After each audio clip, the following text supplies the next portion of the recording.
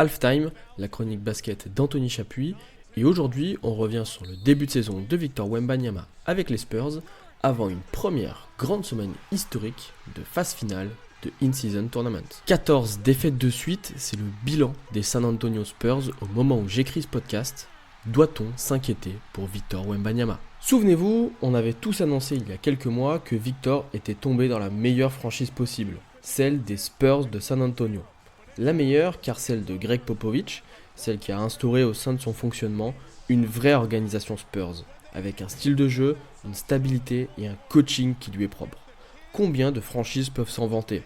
Warriors, Heat, Boston et les Lakers, mais pas plus. Pourtant, aujourd'hui, San Antonio pointe à la dernière place du classement de la conférence Ouest et sort d'une série de 14 défaites de suite. Seul Détroit fait plus, avec ses 17 défaites de rang. Alors, est-ce que c'est inquiétant pour la progression de notre numéro 1 de draft, Victor Wembanyama ? Eh bien pour moi, absolument pas. Il faut pas oublier qu'il joue dans l'une des pires équipes de la NBA, ses coéquipiers sont tous de très jeunes joueurs, ils ne sont que 4 à avoir plus de 5 ans d'expérience dans la ligue. Les Spurs sont aussi l'effectif le plus jeune de toute la NBA, avec une moyenne d'âge de 23 ans et demi. Et malgré un effectif en claire reconstruction, les Spurs possèdent quelques joueurs prometteurs comme Devin Vassell, Jeremy Sohan ou Keldon Johnson. On n'est pas du tout sur des profils de superstars. Sachez que Victor Wembanyama est déjà le meilleur scoreur, le meilleur rebondeur, le meilleur intercepteur et le meilleur contreur de l'équipe. Dans les stats, il est déjà partout. J'aimerais attirer l'attention sur un échec des Spurs en ce début de saison, l'expérience Jeremy Sohan comme meneur de jeu. C'est impossible, ça ne marche pas, et pour cause, c'est pas un meneur. Et on le voit dès que Trey Jones, qui lui est réellement un meneur, est sur le terrain. L'équipe joue mieux, car il est capable d'organiser le jeu, annoncer des systèmes, bref, être un meneur quoi. Et c'est pas du tout une attaque contre Sohan, que j'adore, mais qui n'a pas les qualités requises pour être le meneur de jeu de cette équipe. A noter que dans ce compartiment du jeu, les Spurs font partie du top 4 des équipes qui perdent le plus de ballons par match, devant des équipes avec des meneurs rookies régulièrement titulaires, comme Scoot Henderson à Portland, Keyonte George à Utah, ou encore Détroit qui dans la médiocrité excelle cette année. Alors bien sûr, les pertes de balles ne sont pas uniquement à charge du meneur, mais avoir un joueur qui serait capable de mieux manier le ballon et mieux le distribuer ferait un bien immense à ces Spurs. Surtout lorsque tu peux avoir un talent générationnel sous le panier et quelques bons ailiers autour. Mais est-ce que ça freine la progression de Victor pour autant ? Non, pas du tout. Il marque sa vingtaine de points par match, capte quasiment 10 rebonds et est également impliqué défensivement. Alors bien sûr qu'il y a du déchet quand on regarde parfois ses pourcentages. Bien sûr que parfois on peut se sentir un peu frustré de voir un joueur de 2m24 forcé avec des tirs à 3 points. Bien sûr, mais il faut pas oublier qu'on parle d'un joueur de 19 ans avec autour de lui une équipe très faible. Alors pas grave si notre alien français ne gagne pas beaucoup de matchs cette saison, l'important c'est qu'il progresse. Et très sincèrement, je suis pas du tout étonné de voir San Antonio si bas au classement. Et c'est même de bon augure pour eux. Alors pour nos esprits européens, c'est assez bizarre d'entendre ça, mais perdre fait partie du processus des Spurs. Ils pourraient alors chercher à nouveau un bon pic de draft, surtout que la franchise pourrait disposer de 2 bons choix dans le top 10. Pour cela, il faudra que le choix de Toronto ne soit pas dans les 6 premiers. Et alors là, ce sera le moment pour aller chercher un meneur prometteur, dans une cuvée où on peut retrouver Isaiah Collier ou Nikola Topic au poste de meneur. Alors oui, c'est du basket fiction puisque je me projette très loin, mais l'idée c'est de démontrer qu'il ne faut pas penser que malgré les résultats de son équipe, Victor Wembanyama ne soit pas à la hauteur de cette hype. C'est faux, il l'est et fait même partie d'une course rookie de l'année qui s'est resserrée autour de 2 monstres, lui et Chet Holmgren. Et pour voir San Antonio gagner autour de lui, ça va prendre du temps, le temps de construire une équipe, comme OKC l'a fait autour de Shai Gilgeous-Alexander, ou Sacramento autour de De'Aaron Fox, que ce soit par la draft ou par des trades, mais en tout cas ça prendra du temps. Son nombre de victoires au final ne signifie pas grand chose. Kevin Durant et LeBron James ont tous deux perdu 15 de leurs 20 premiers matchs dans la ligue, Kobe Bryant lui ne tournait qu'à 5 points de moyenne, et Stephen Curry seulement 11 points après leurs 20 premiers matchs. Victor Wembanyama, lui, individuellement, est déjà au niveau de la NBA. Alors profitons-en, car ce n'est que le début. Cette année, la NBA inaugure un nouveau format.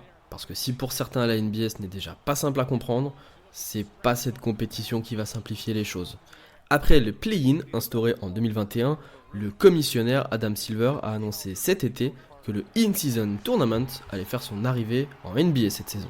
Alors le In-Season Tournament, c'est quoi? L'idée part d'un constat très simple. Dans la plupart des sports US, les phases finales se jouent sur une série de matchs. En NBA, pour remporter une série de playoffs, c'est au meilleur des 7 matchs. En 2020, la saison NBA est stoppée par le Covid, après une 60aine de matchs sur les 82 que doivent jouer chaque équipe. La NBA décide ensuite de terminer la saison à Orlando, dans une bulle sanitaire saine, avec uniquement les équipes qualifiées ou qui peuvent encore se qualifier en playoff. Et après quelques matchs de reprise, Portland et Memphis ont exactement le même bilan. Pour les départager, la NBA organise un match entre les deux équipes où le vainqueur ira en playoff. La NBA et ses fans découvrent les matchs à élimination directe. C'est ce qui inspirera le play-in, instauré dès la saison suivante, mais aussi le In-Season Tournament, une idée qui germe dans la tête d'Adam Silver depuis plusieurs années. L'idée, c'est également de dynamiser cette fin d'année civile. Une fois la hype du début de saison passée, la ligue cherche à fidéliser son public, notamment pour les audiences, face à la rude concurrence de la NFL aux États-Unis. Du début de saison jusqu'aux affiches de Noël, la période paraît un peu creuse pour le citoyen américain qui n'est pas un immense fan d'une équipe ou de la ligue. Il va donc se rabattre naturellement sur la NFL. Vu de France, ça peut paraître étonnant, mais il ne faut pas oublier que le foot US reste beaucoup plus populaire que la NBA aux États-Unis. Dans un premier temps, on a vu ces dernières semaines une phase de poule, où tous les matchs comptaient également pour la saison régulière. Alors, premier avis des Américains sur les phases de poule, est bien plutôt mitigé. Nous autres Européens, on connaît plutôt bien dans nos sports, avec la Ligue des Champions de foot notamment.